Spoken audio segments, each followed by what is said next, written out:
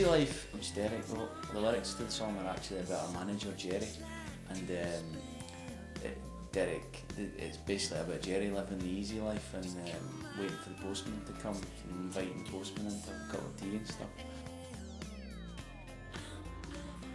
Derek's got a fantastic nature. He's it's like a gentle giant. He's a very nice guy.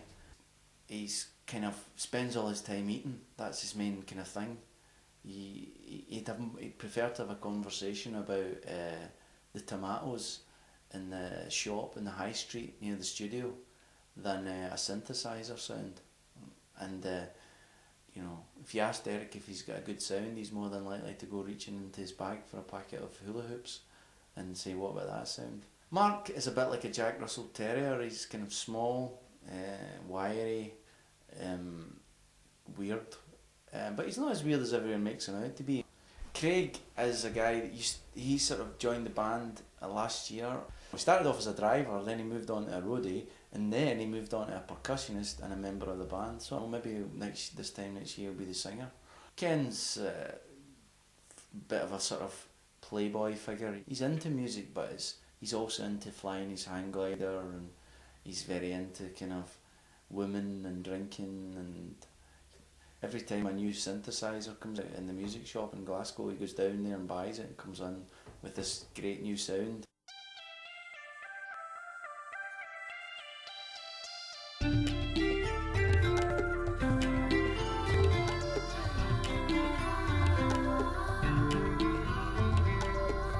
Daisy chain around your neck and sunburn on your arm. Through the back roads of your mind, past the church and past the farm, past the farm. Take a walk to the reservoir where we both take off our clothes. No one will see us there, no one will ever know what we did last summer. I want to stay in that place. What we did last summer. I want to stay in that place. Stay in that place. As a band, we were really loose. We were like the Faces or something, incredibly loose. And I think a lot of people thought we did this on purpose, and we didn't do it on purpose at all. I mean, I'm not slagging us off or slagging the guys off, but they're not professionals as in, you know, like Robbie Williams backing band. They're just a bunch of guys that are friends that are in a band. We didn't have any roadies whatsoever. I think that was part of the Supernatural's work ethic, you know. Part miserly Scottish as well, you know, we didn't want to pay anybody. Going from, you know, selling, you know, 10 or 9 or 10 of our tapes at a gig, you know, would be a really good night, and, you know, my goodness, aren't we going to be huge, you know, at this rate, to, you know, a number 9 album, and we hadn't really, we were just as cynical and twisted and all the rest of it, and didn't get into the spirit of it, I don't think. She's a little out of fashion, and because she's fat, she's crashing, and she cries when her best friend breaks up, and she wears too much makeup.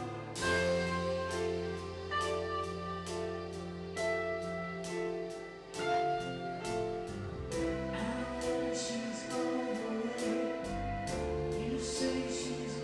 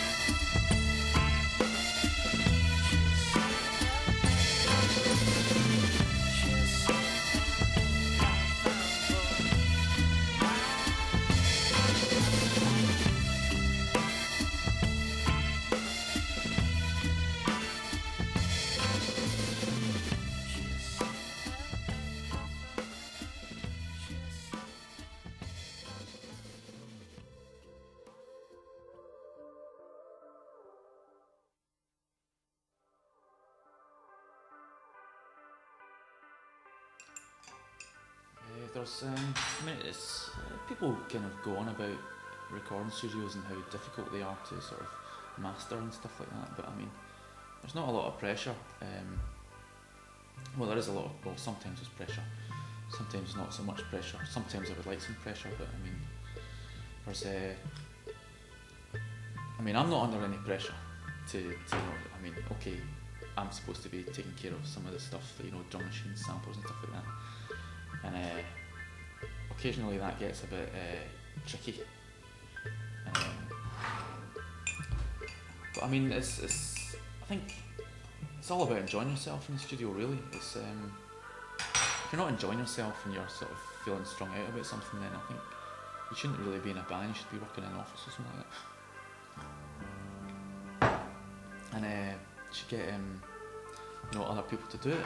I don't think making music is all about relaxing and making sure that you're happy with what